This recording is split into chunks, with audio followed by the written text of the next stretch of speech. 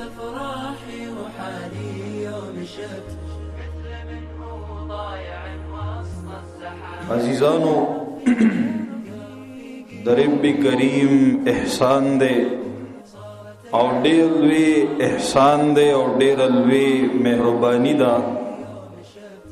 چې رب کریم مونږ په دایره اسلام کې دنن پیدا کړیو او د بچپن نه زمون تعلق او واسطه هغه د ایمان او د اسلام سره جوړ شوی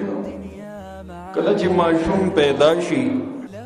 نو وکه دتا د رب د وحدانیت او د رب د توحید اعلان وکړي شي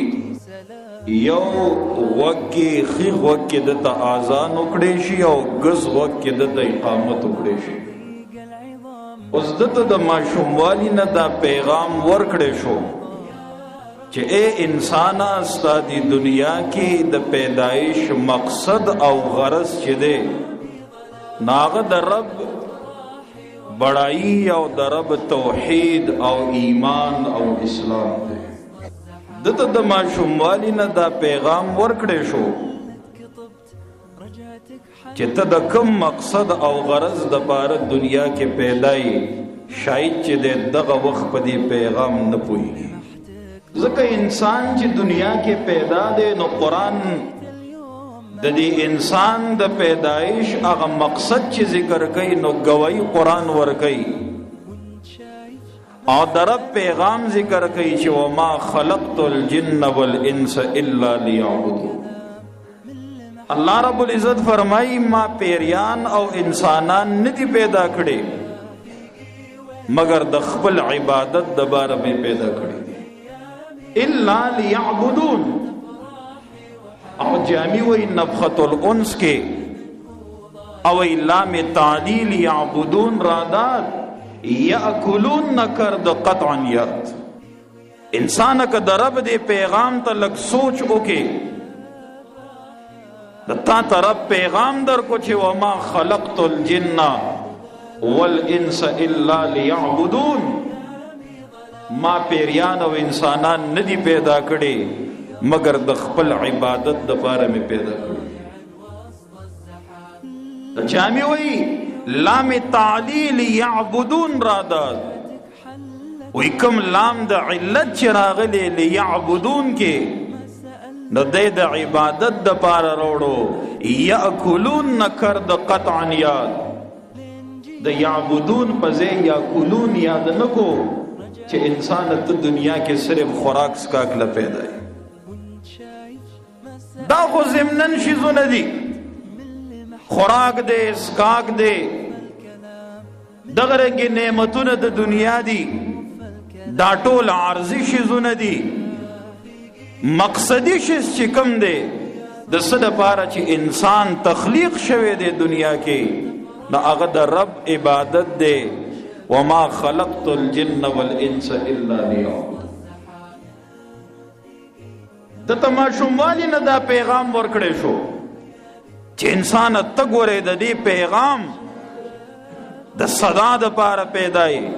او ته ګورې د رب د عبادت او د وحدانیت د پاره پیدای دا د رب احسان دی په موتاسو چې مونږ د ماشوم والی نه په دغه دایره د ایمان او د اسلام کې پیدا کړیو او د مسلمان په کور کې پیدا کړیو او دغه پیغام سنا سا انداز او سنا سا طریقې ته مونږ ته را رسېدلی دی چې انسان ته د رب عبادت له پیدای ته دنیا کې بل مقصد له نه پیدا اوس د رب عبادت خو بکې خو په کوم انداز او طریقه بکې آیا زما د خیالات او د سوچ مطابق او که د خپل خیالات او د سوچ مطابق او کنه د بل چا د خیالات او د نظریات او د سوچ او فکر مطابق زو ته پیدا عبادت لیو او د رب عبادت لیو اوس د رب عبادت بکوم بکوم طریقه باندې دغه طریقې د عبادت د خودلو د پاره رب کریم احسان کړي دي او اخیری پیغمبر را لګلې جناب محمد مصطفی صلی الله علیه وسلم دغه پیغمبر نبی مهربان صلی الله علیه وسلم باندې یو عظیم کتاب په شکل د قرآن عظیم الشان کې نازل کړی. ځکه که عبادت زما او ستا د نظریاتو او د سوچ او فکر او د طریقې مطابق وي نو دغه عبادت سودمن او فایدمن نه دی. کله چې عبادت هغه د قرآن او د سنت مطابق شي، د الله او د الله د پیغمبر په ښودلې شوې طریقه باندې وکړی شي، نو دغه عبادت چې دی بیا قابل قبول دی. او قرآن بیا د دغه سړي انعام ذکر کوي او وی من جاء بالحسنة فله 10 امثالها. ای چا چې نیکی وکړه او دغه نیکی د قرآن او د سنت مطابق وا نو فله 10 امثالها. دغه نیکی کې اخلاص موجودو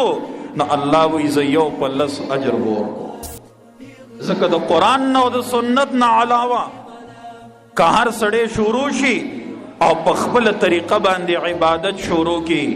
نو آیا د رڼا او د تیارې پته لګي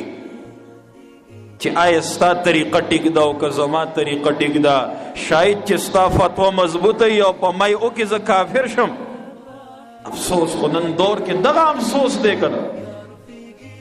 د هر چا خپله فتوا ده او چې د چا فتوا مضبوطه وي بس په بل سړي فتوا وکړي دا کافر دی او دا پلان کې دی او دا ډنګری دی. زما مهربان ځان سره به کله حساب و کتاب کو. ما تیره جمعه کې عرض کړو ما دا مو وایه چې تا کې دا ګناه ده او تا کې دا ګناه ده. ځان حساب ته پیش کا، ځان احتساب ته پیش کا، ما کې کوم ګناه ده او ما کې کوم غلطي ده.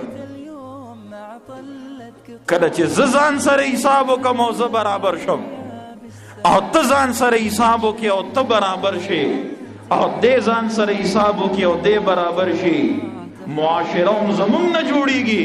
کله چې مونږ د ځان سره حساب وکړو او مونږ شریعت ته برابر شو، معاشره زمونږ نه جوړه شوه. دا معاشره د شریعت په اصولو برابر به وي که نه به وي؟ شابت افراحي وحالي يوم شفت